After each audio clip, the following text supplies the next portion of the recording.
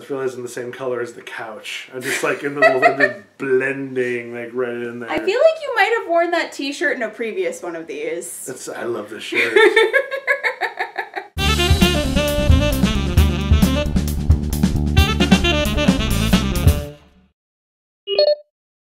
What are we calling this again? Oh my god, this is terrible, you should watch it.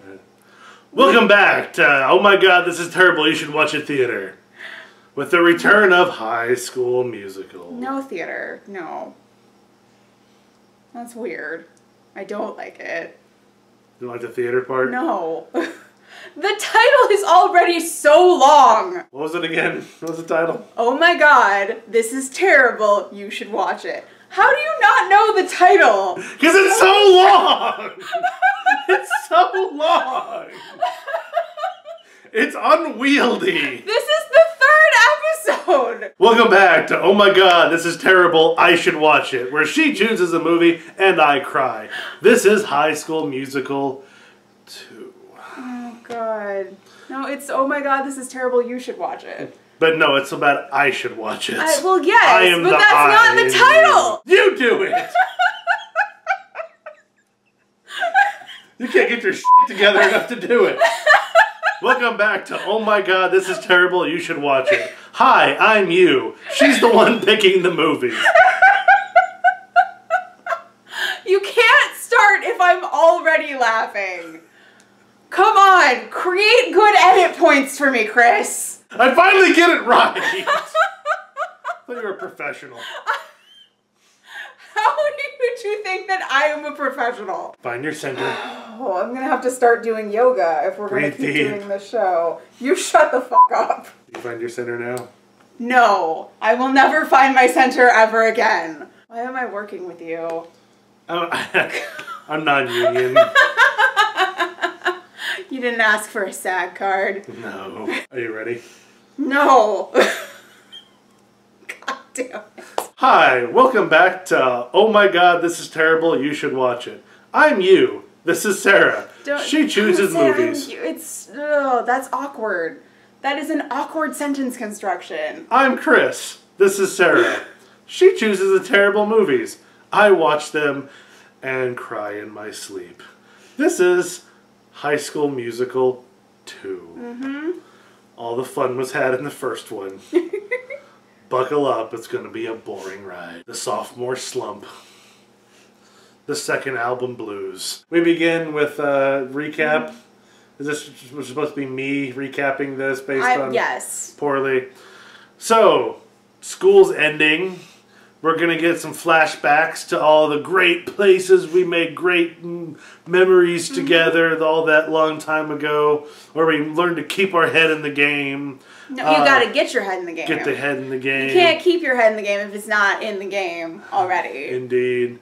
And then it's like, oh, it's summertime, it's gonna be so awesome, but even though we're all rich, we all need to go find summer jobs because, you know, our parents are like, we're kicking you out of our mansions that we all live in collectively. It's like, oh, but there's some even richer people who live on a mountain outside of Albuquerque. It looks like some sort of state park with golf courses. How did they end up there? I don't even remember how they ended up there. Was it all just Sharpay trying to bone? Sharpay got Troy a job because she is hot to trot on that boy. And then Troy got everyone else a job because Troy is a good dude.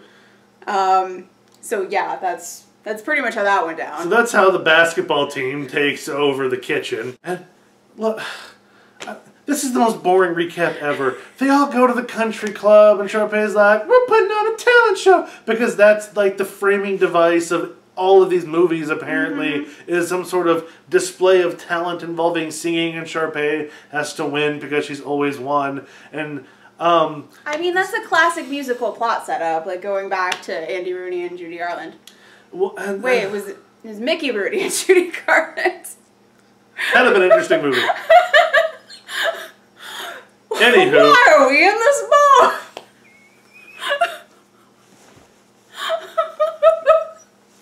I'm telling you, kids tomorrow, they won't know what's up. They won't even appreciate these movies. And another thing. Yeah. I like you, gal. We are already off course.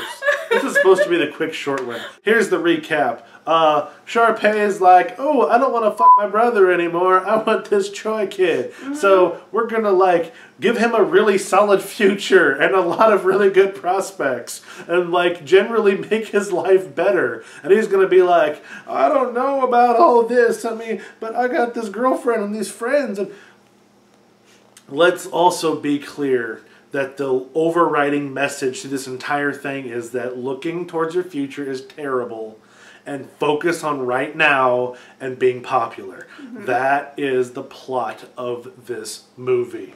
So, Sharpay's all like, oh, we'll do a talent show. And then she's like, hey, brother lover, I don't need you anymore. I got this new boy that I'm hot to trot on, so you go fuck off. And then he goes and has sex on a baseball field. It's metaphoricalized in the form of a baseball game, but it is clearly a mating ritual between Afro and Ryan. And there's going to be a talent show, and then there's not going to be a talent show, and Troy and the girl who he was with from the other movie, who's almost not in this movie, was all like, I can't be with you because you got a secure future and nice shoes. And my mom's picking me up, so we got to cut this music short. So she runs off to the minivan and you don't see her again for a while. And he's all like, screw these fancy clothes and these fancy shoes and a scholarship and connections that'll make sure my future is bright and shiny. I want to go screw around with my friends in the kitchen and get my, like, he's not actually worried about getting his girlfriend back. The people in the kitchen get together. It's like, oh yeah, by the way, you have this girlfriend. So we're going to bring her back. And then we're going to do a musical sequence anyway to make sure everybody knows that everything's cool. And then the Ryan wins the award. And the movie's terrible. It's pretty bad. I don't think I left anything out. You really didn't. The plot of this movie is don't look toward your future. You're a teenager now. You die when you turn 18. And you need to embrace life now. Like all throughout the movie, the hero of this movie gets this horrified, distant look anytime anyone mentions the future.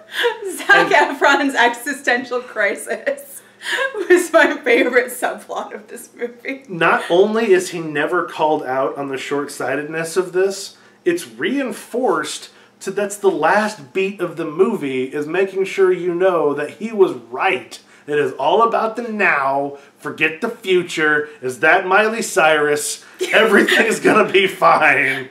It is Miley Cyrus. It was Miley Cyrus. Miley Cyrus has a brief cameo in this film.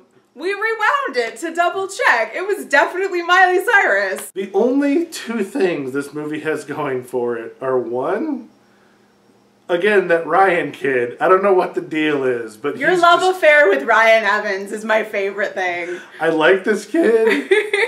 He's gonna find some real love with Afro when they run off together, and he's finally free of it.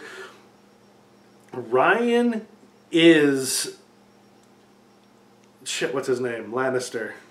Jamie Lannister. Ryan is Jamie Lannister. Like, he will do terrible, horrible things for the love of his sister, who he is fucking.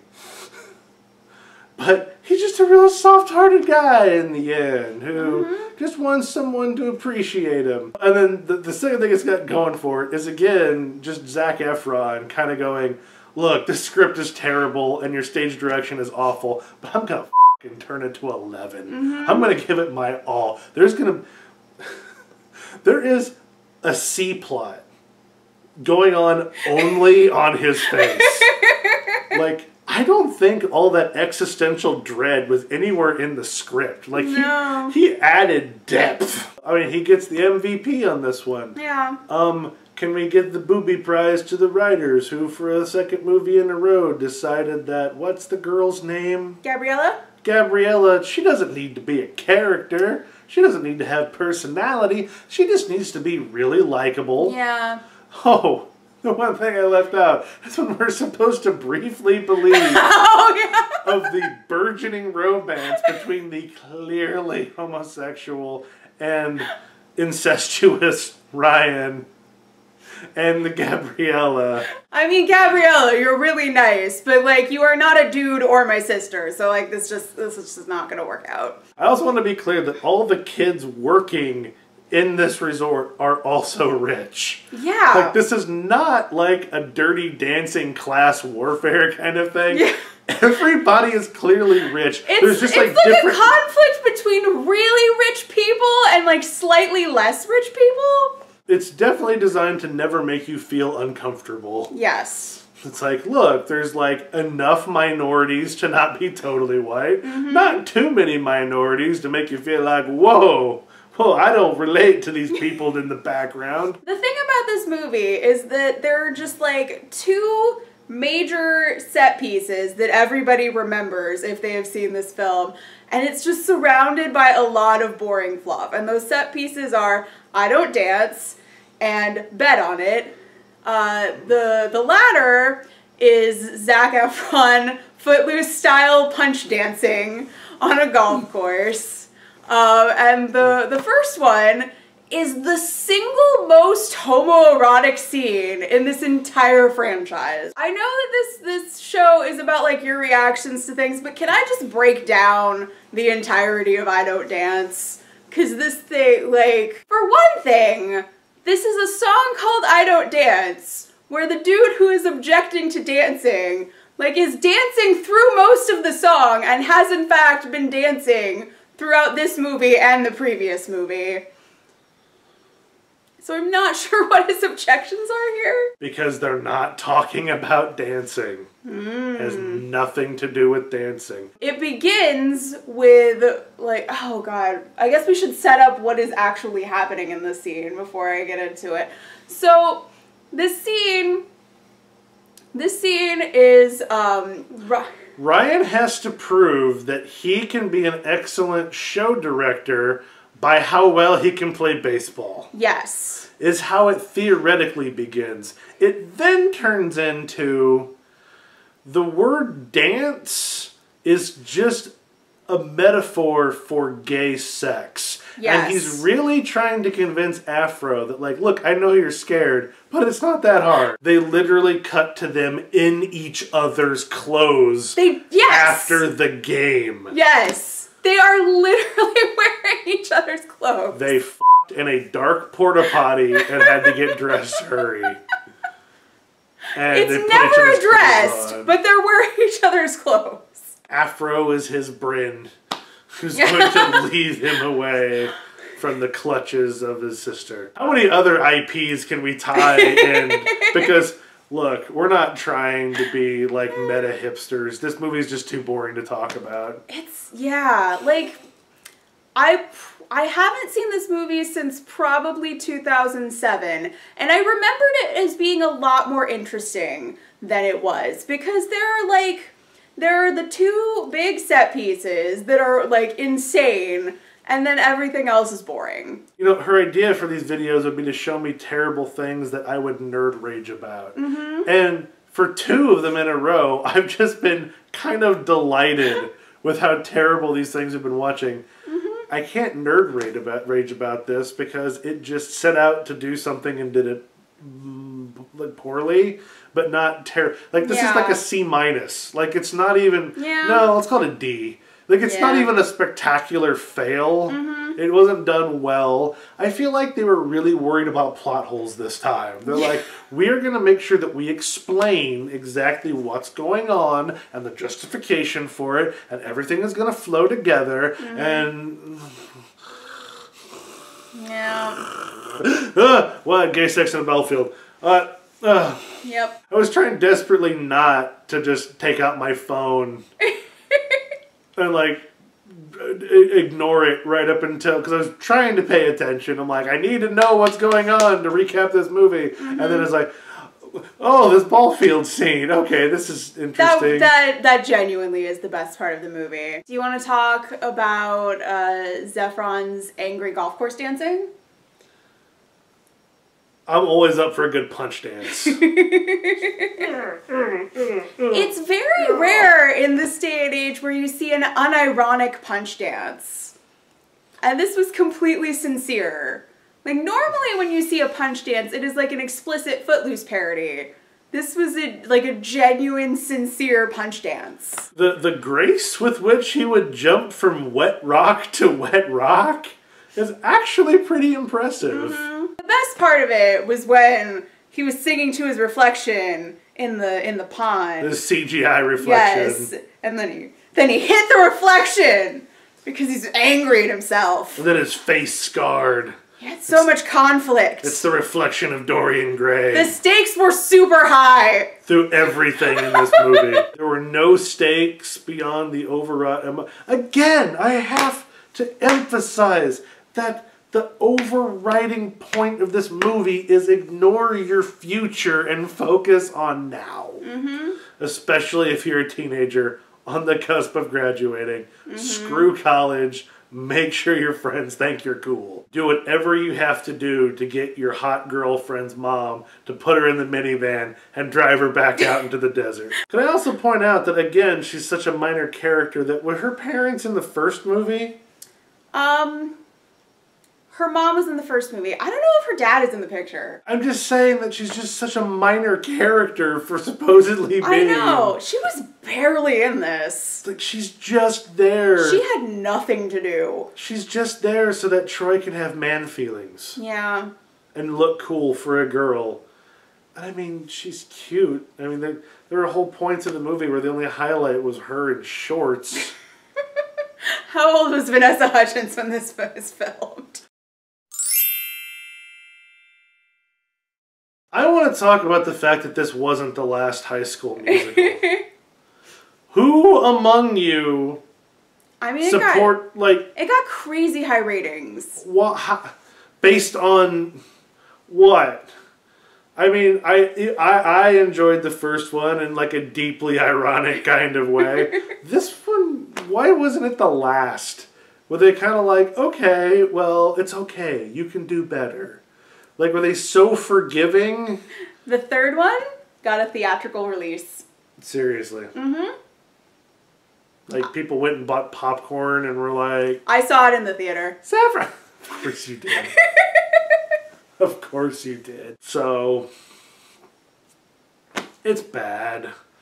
I mean, you've all seen it. We've made that clear from the comments on the last one. Yes. You've all seen it. No, literally half of the comments for the last one was make Chris watch High School Musical 2. And I can't even make fun of it because it's just boring. It's boring. All of you who remember it fondly, you're wrong. You loved it at the time. Tell them No, you're I wrong. didn't love it at the time. Oh. I remembered it being more interesting than it was. So you're wrong. Your memories are wrong. Your childhood was a lie. Everything you've ever been told is a lie, especially by your parents. Okay, kids, remember, screw your future. Make sure your friends think you're cool. No one needs a scholarship. And isn't it cool when we're all rich and mostly white? Mm-hmm. In Albuquerque. Yeah. In Albuquerque. No one in this movie has ever been to Albuquerque. I'm going to put it out there right now. So, was that... Do we have any way to wrap this up? Do you want to go angry dance? I'm back. I mean, there's a lake. It's dark. There's a lake that we can stare into and see our CGI'd reflections. We get the and torches. And then hit the water. You get the torches going. Mm-hmm. You think that would film with the torches going? Maybe.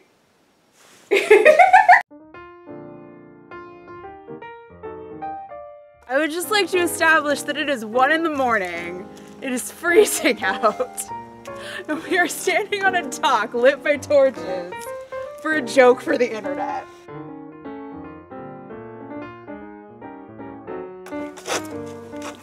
I'm so angry and I can only express it with dance!